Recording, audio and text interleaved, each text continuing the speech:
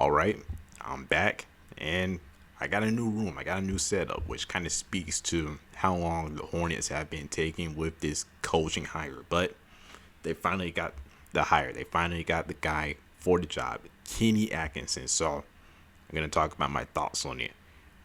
So for a while, it was Kenny Atkinson versus Mike D'Antoni. And I already saw the reactions to this. This is about a day after Kenny Atkinson was hired, and I want to say everyone was furious. Just fans of LaMelo were furious because there was this graphic going around. Actually, well, regardless of the graphic, like Mike D'Antoni has coached some good superstar players, most notably Steve Nash and James Harden. But like I saw this graphic going around that said that Mike D'Antoni has, what was it, like, I don't know, like 600 wins, something crazy like that. Like he has a positive record in the regular season and playoffs, and he has like way more experience than Kenny Atkinson, and Kenny Atkinson has a losing record. But there was no context to it really. But I just wanted to say how I felt about the Mike D'Antoni thing. Um, yeah, Mike D'Antoni, like he was the clear candidate. He was the clear one to hire. Look back at his work. I want to say that was his work. Steve Nash and James Harden were good players, but some think that he turned those guys into MVP candidates, which is somewhat true. He has a really good system. So looking at that and just looking at all of his experience, he's a clear hire if you just want to go for the best coach. But I didn't like that hire because that would show little commitment or barely any commitment or direction. Because the thing about Mike D'Antoni is he's something like 70 years old, and I don't know, he probably wouldn't coach for that long. I don't know. He's probably not going to be around in the NBA for that long. He's probably just going to be there for maybe 2 or 3 years, possibly make LaMelo like a second team, first team All NBA. Then he's going to dip, and then the Hornets are going to have to search for a new coach all over again. Now, making LaMelo like an MVP candidate, if that's even possible, because, like I said, with Steve Nash and James Harden, those guys were good players. Like, and that's the thing. That's another thing. The player has to be good, but the team also has to be good. Like, he can't just go to the Orlando Magic and just make them like a contender. Like, it doesn't work like that. But I forgot where I was going. But the thing about Mike D'Antoni is, I think I already said the thing about how long he's going to be around in the NBA. I like that the Hornets went with Kenny Atkinson because that shows a direction, that shows a development direction. They want to develop the young guys and build something for the future.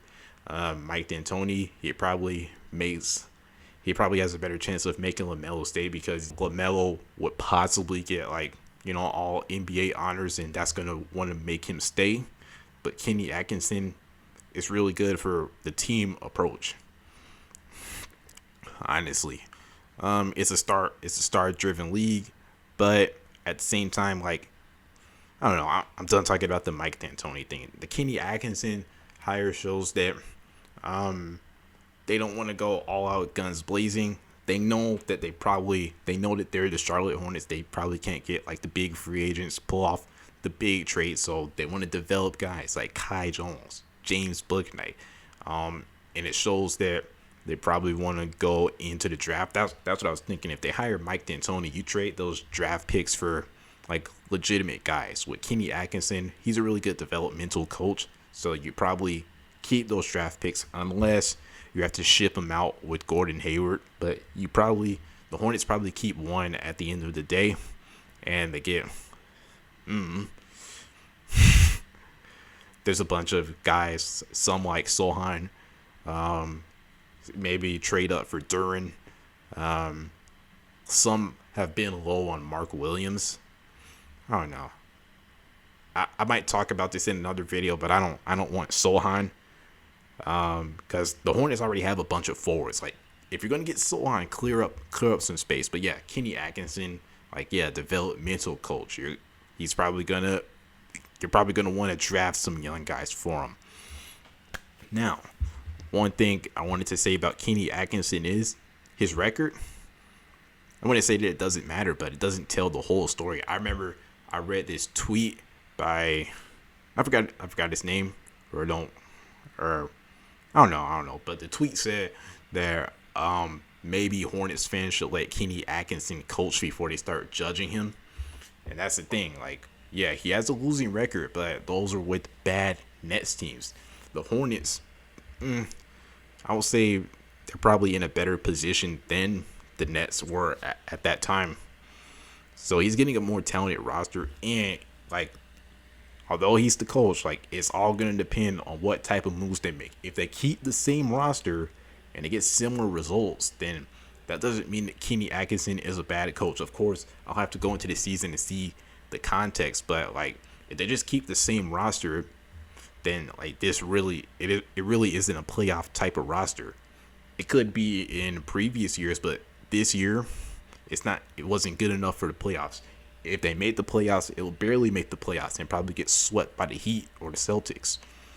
So, basing next year, basing Kenny Atkinson like on that, evaluating Kenny Atkinson on that basis, like, I don't know, because the Hornets had to make some roster moves. That's the only way that this can work. Like, give Kenny Atkinson a fair shot. Get some defensive players. He's an all right defensive coach. Get some defensive players. Mason Plumlee is not a defender. But this video is kind of longer than I wanted it to be. I think I kind of covered everything. I don't know why I didn't say this at the start, but I don't know. Like, I was kind of confused with the Hornets because, I mean, like, this kind of confirms that they just wanted Borrego out of there. I'm assuming, like,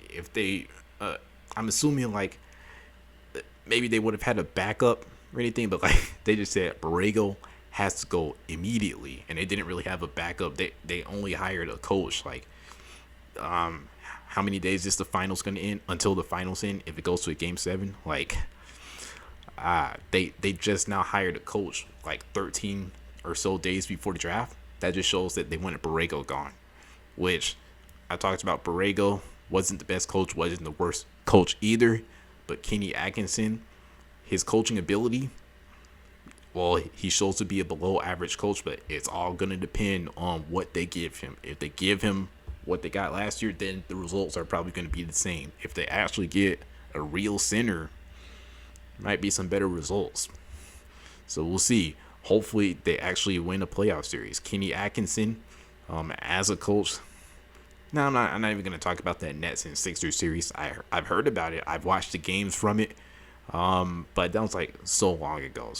And like I said about Mike D'Antoni, Kenny Atkinson didn't go in there and like make them win, but like, he was behind that Nets team that took like a game or two off the 76ers. So I don't know, maybe he can get to the playoffs, hopefully, and have some good playoff rotations, because the Hornets should want to get to the playoffs, hopefully, but don't just get to the playoffs. Win at least one series, please, like as a 5 seed or something, or a 4 seed.